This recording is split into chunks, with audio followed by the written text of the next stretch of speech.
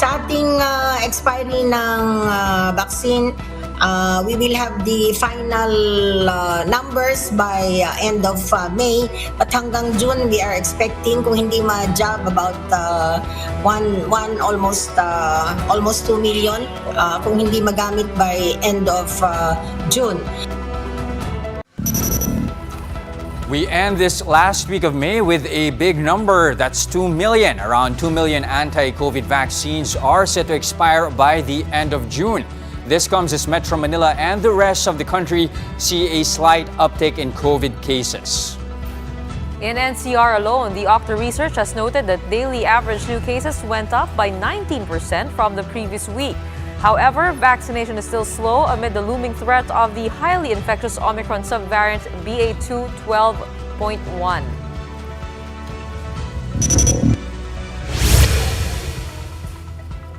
Time for today's biggest headlines. I'm Gretchen Ho. And I'm Jess De Los Santos. You're watching The Big Story. Now, health authorities continue to urge the public to get their booster shot as 2 million COVID vaccines near expiry next month. Meanwhile, even as uptick in cases was reported, government continues to loosen restrictions, including RT-PCR test requirements for travelers. Marian Enriquez with the big story. 2 million. That's the number of COVID jabs set to expire by the end of June. Most of these are Sinovac, AstraZeneca, and Pfizer vaccines. Health Undersecretary Mirna Cabotaje said that they have already demanded some 34 million doses to the COVAX facility for replacement. Replacement for vaccine includes vaccines from all sources. So, hindi lang po yung galing sa kanila, but they will also consider some of the vaccines that have been procured by the national government, even our private sector and our local government. With this, DOH continues to encourage the public to get inoculated. So far, almost 70 million Filipinos have been fully vaccinated against the virus. Over 73 million have been jabbed with the first dose, while some 14 million have been inoculated with their first booster shot, and more than 170,000 with the second one. Meanwhile, changes were made with some of the health protocols. The Interagency Task Force has lifted the submission of negative RT-PCR tests for arriving Filipino and foreign nationals. For those aged 18 and above, they have to be fully inoculated and got at least one booster. Those aged 12 to 17 should be fully vaccinated, while those below 12 only need to be accompanied by fully jabbed guardians. Foreign nationals may enter the Philippines provided that they comply with the applicable visa requirements and immigration entry and departure formalities, and provided further that they are fully vaccinated against COVID-19. Aside from this, DOH has announced the removal of PhilHealth or medical insurance requirement for collegiate face-to-face classes. For News 5, Marian Enriquez, we are One News. How does government plan to prevent further vaccine wastage now that vaccination has slowed? Well, that big question and more with Health Department Undersecretary Mirna Cabotaje. Yusek Mirna, welcome to The Big Story. Yusek Mirna? Yes, good evening. All right, ma'am. Good evening, ma'am. Again, to clarify things, you're saying that 2 million vaccines are set to expire next month, but we're also asking the COVAX facility to replace some 34 million doses. Why the huge disparity here? Does that include doses set to expire also beyond June? The doses that are expiring beyond up to June are Moderna and some AstraZeneca. What we are requesting from COVAX is for the whole year and to replace some of the expired vaccine and the expiring vaccine up to October. We had a demand forecasting such that we requested that the next batches will be longer shelf life and will be given at a later date, sometime September or October. Ms. Mirna, can you give us an idea of how exactly the process will go when it comes to the vaccine replacement? Will there be any financial obligations when it comes to that? And will that cover jabs procured by the private sector? Yes, initially it was the COVAX donations that was requested, but when we tried to negotiate for procured vaccines, COVAX is willing, and they might also consider even the other vaccines procured by the local government and even the private sector. Meron po bang may financial any Obligation or may obligation? demand? May Mas kailangan ba mahal tayong po bayaran? Oo. We are not, we do not need to pay, but we are negotiating depending on the source of the COVAX vaccine. Maybe the freight cost will be paid by the Philippines. Okay, pero Yusek Mirna, ito yung medyo worrying dun sa report. You're talking about 34 million doses. I mean, like what you mentioned earlier, that should also cover vaccines in future months as late as October. That begs a question, ganun na ba kabagal yung nagiging vaccination process natin to the point that, we are projecting 34 million doses to actually expire? No, the 34 million is a demand generation that will cover the first boosters, the second boosters, and to complete the inoculation of the 18 years old and above. And we are looking at possible booster for 7 to 11, 12 to 17 years old, no?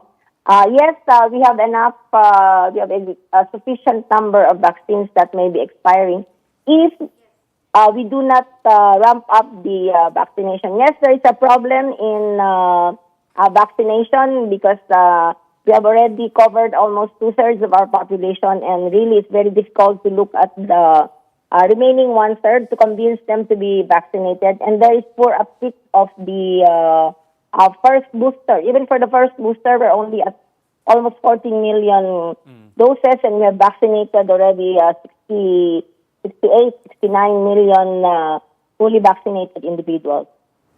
Okay, ma'am, just to add to that though, does that mean that there's a possibility that we can speed up the opening of classifications when it comes to administering the booster shots? For the first booster, it's already open to all 18 years old and above. For the second booster, initially it was immunocompromised. Now it's A1 and A3. Yes, they may consider later if there is need. But what the experts are asking us is to speed up our first booster because 14 million is still very low for first booster.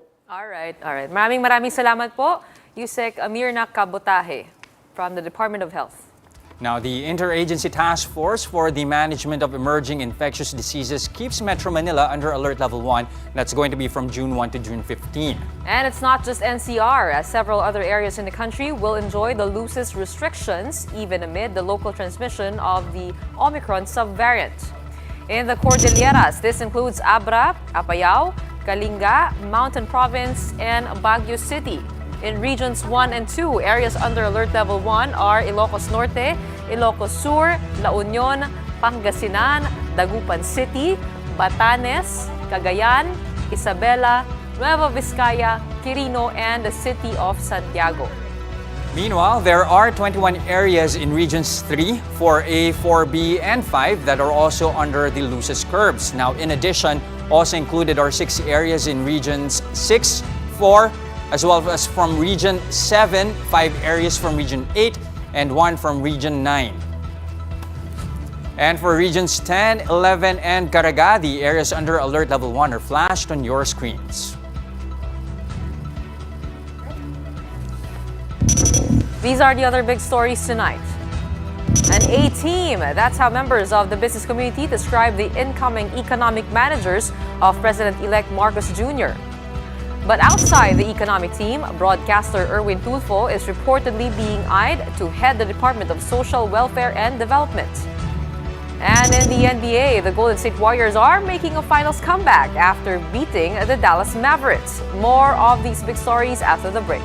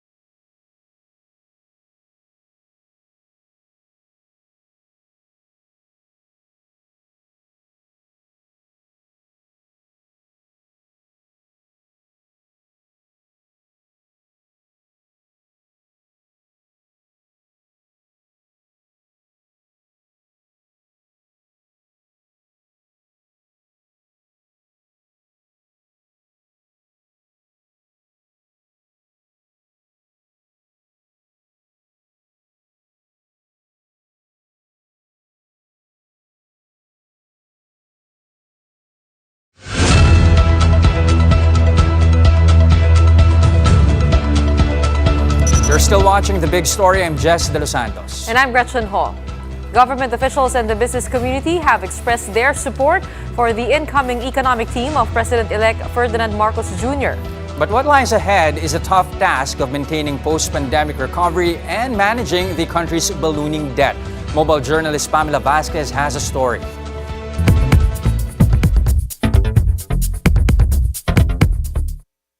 Business groups so far have nothing but praise for the selected members of incoming President Ferdinand Marcos Jr.'s economic team. That includes Pinoy appointee Arsenio Balisacan returning as NEDA chief and former UP President Alfredo Pascual as DTI secretary.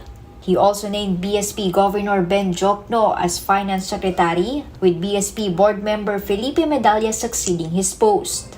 It's an A team. They're all tried and tested. I think the business is quite confident about the competence of this new economic team. The Philippine Chamber of Commerce and Industry likewise welcomed Marcos Jr.'s economic managers. They have shown themselves to be competent. The number of years they have devoted to government service has not come up with anything that would question their character. Based on the lineup, the private sector is expecting Marcos Jr. to carry on with policies from previous administrations. I'm sure they realize the continuity is very important, no? But the situation is very fluid. Barcelona said they are waiting for Marcos's appointees in other agencies, particularly in agriculture, energy, and tourism. But for UP School of Economics Assistant Professor JC Punong Bayan, the Marcos administration will have to face some critical tasks ahead. The economy that President Duterte inherited back in 2016 is very much different from the economy that Marcos Jr. is inheriting right now. Aside from inflation, still waiting to be announced is Marcos Jr.'s pick for the budget department. Mobile journalist Pamela Vasquez, We Are One News. Metro Pacific Investments Corporation Chairman Manny V. Pangilinan says President-elect Ferdinand Marcos Jr. is on the right track when it comes to his economic team. Pangilinan says they have worked with some of the incoming economic managers in the past. As for the consolidated financial plan of the incumbent administration, Pangilinan agreed that it should be studied first. The MPIC chairman says they're open to working with the new administration. Looks like the response of the business community has also been very positive in respect of the new president's choices of the economic team. We certainly would be more than open to work with them, the economic team, do our part from the private sector.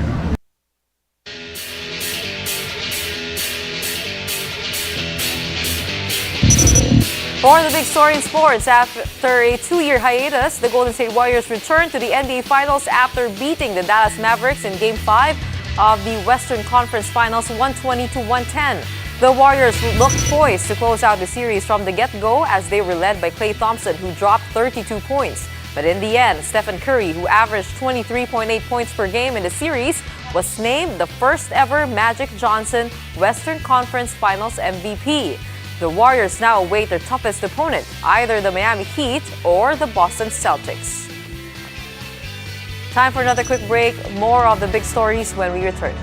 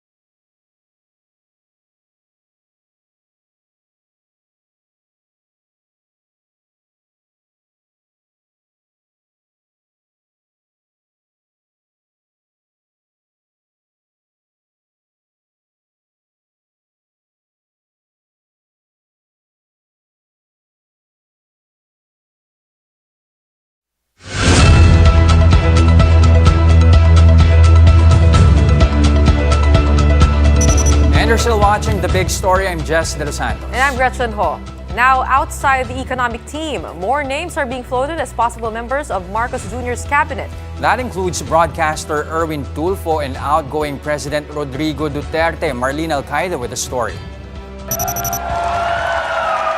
As seats in Ferdinand Marcos Jr.'s cabinet team gets filled up, more names are being floated as possible secretaries. There's broadcaster Erwin Tulfo, allegedly being eyed to take the helm at the Social Welfare Department. Tulfo, in a text message to News 5, neither confirmed or denied this, but expressed openness to help. Tulfo is the brother of now Senator-elect Raffy Tulfo. Apart from him, retired AFP General Chief of Staff Jose Faustino Jr. is also rumored to be being considered for the Department of National Defense. General Faustino has yet to make a comment. Marcos Jr.'s camp also has not confirmed any additional appointments. So far, only the seat for the Budget Department remains vacant to complete the incoming administration's economic team. Meanwhile, Marcos Jr. said he is open to tap outgoing Rodrigo Duterte as anti-drug czar. The palace had this to say about the possible offer. Sa pagkaalam po namin, the President is looking forward to his retirement. Pero welcome po yung balita na yan dahil si President na mismo ang nagsabi na kailangan pa rin tuloy-tuloy po ang laban sa droga. But the group Human Rights Watch is already opposing the idea. Talagang seryoso siya na pagbabago ang gusto niya, na unity ang gusto niya, at kailangan din niyang tugunan yung mga hinaing nung marami mga bumoto sa kanya. I'm sure marami diyan mga bumoto sa kanya mga naapektuhan din ng illegal drugs, ano.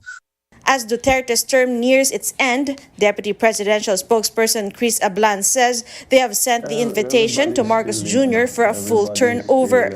Vice President-elect Sara Duterte Carpio also confirms that they have started the turnover process with incumbent Vice President Leni Robredo. For News 5, Marlene Alcaide, we are One News.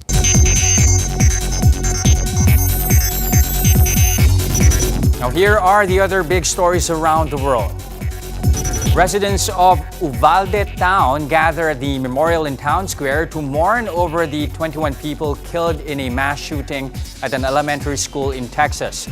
Distraught families laid flowers and candles at the foot of wooden crosses marked with the names of the deceased. The Texas mass shooting has reignited debates over gun laws in the U.S.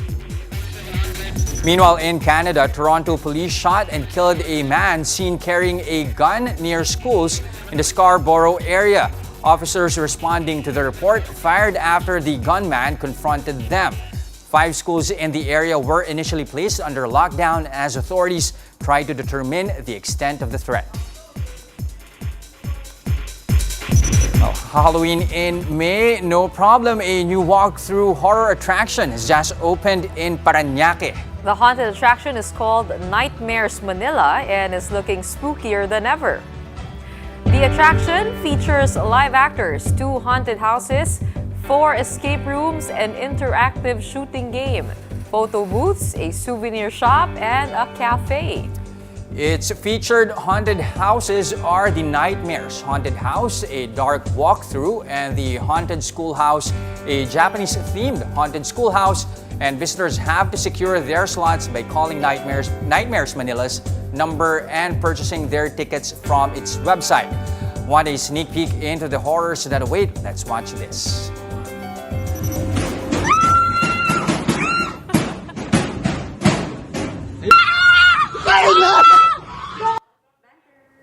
Nakakamiss din talaga yung mga ganyang amusement. And anong game ka bang pumunta sa mga ganong amusement Alam mo, park? nung nasa morning show ako, kahit 4 a.m. in the morning, pinapapunta nila ako sa mga ganyan para mag-roll ng video. So mag-isa lang ako pumunta, ako nauuna sa lahat. Kinakaya mo? Para sa trabaho. Kailangan Ikaw, kaya mo ba? Kaya mo ba? I think so. I think I would be more prepared to handle that level of horror rather than some horrors of the realities that we are about to face. That's a good point right there. And yan. Going back to our story earlier, we empathize with the victims of the mass shootings in America. Although we're not there, but we do feel the pain from here. And we condemn the cycle that happens. Paulit-ulit na lang, we see it happen, and then we grieve over the victims, and then yun nga, nakita ko parang cycle na lang. They call for legislation, nothing happens, we move on, and then it goes back to the same cycle May that again. serve as a lesson, not just for the US, but for everybody else around the world. To Sabi ko actually nga, come up with legislation. yung cycle na yan hindi lang sa mass shooting, pati rin sa ibang mga bagay. Yes, no? so you have to stop at some point. You have to do something to let's control. end the week on a good note. It's good to have you here. Finally. I mean, it's been years. I've been working behind the camera, and I think over a year with you, no? Behind the big story. So it's also a pleasure to be working here with Gretchen. Our executive producer, Jester De Los Santos. Well, that wraps up today's big story. Catch us again on Monday, 8 p.m. on Signal Channels 8 and 250. Now, please like our Facebook page, One News. For more in-depth analysis, visit our webpage, onenews.ph. Mask on. Wash hands. And get vaccinated, Philippines. I'm Jess De Los Santos. I'm Gretchen Ho. We are One News. Have a good weekend.